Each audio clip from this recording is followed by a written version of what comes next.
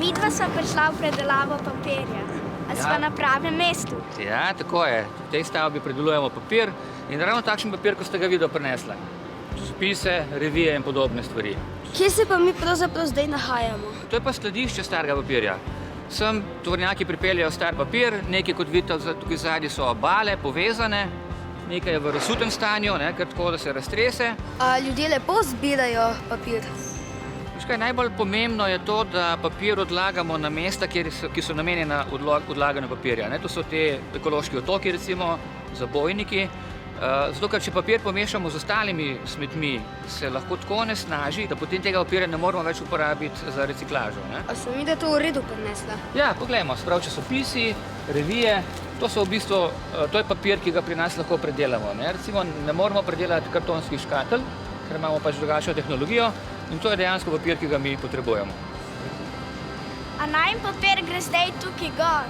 Ta papir, ki smo ga tja vrli, potuje po tem traku gor v en tak ležeč boben in v njem se začne postopek razpuščanja, lahko bi rekel raztapljanja papirja, istočasno pa tudi odstranjevanja vseh nečistoč, kot mi to imenujemo, recimo kakšna plastika ali kakšni drugi delci, ki ne smejo biti v papirni masi, se iz tega bobna izločijo po posebnih ceveh. No, tole pa komandna soba, v kateri noč in dan dva operaterja nadzirata celoten postopek predelave starega papirja.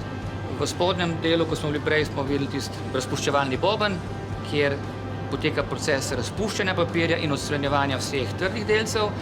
Na tem nivoju tukaj je pa tehnološki del, kjer pa iz suspenzije teh vlaken odstranimo tiskarske barve, ki jih moramo odstraniti, da dobimo vlakna, ki jih potem lahko uporabimo pri proizvodnji novega papirja.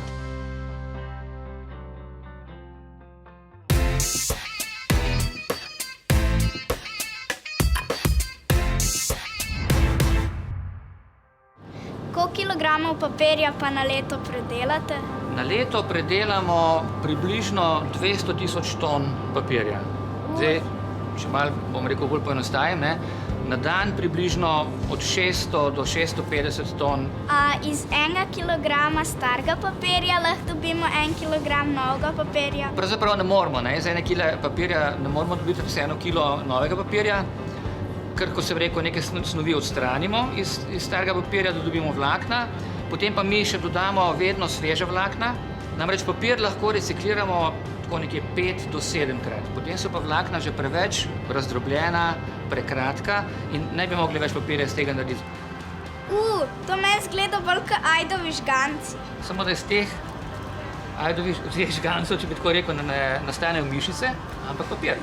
Tole so predelana vlakna, ki smo jih dobili iz papirja.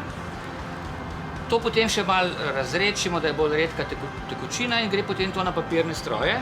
In na koncu papirnega stroja potem nastane tak papir. A bolj jaz na takem papirju doma berem revije?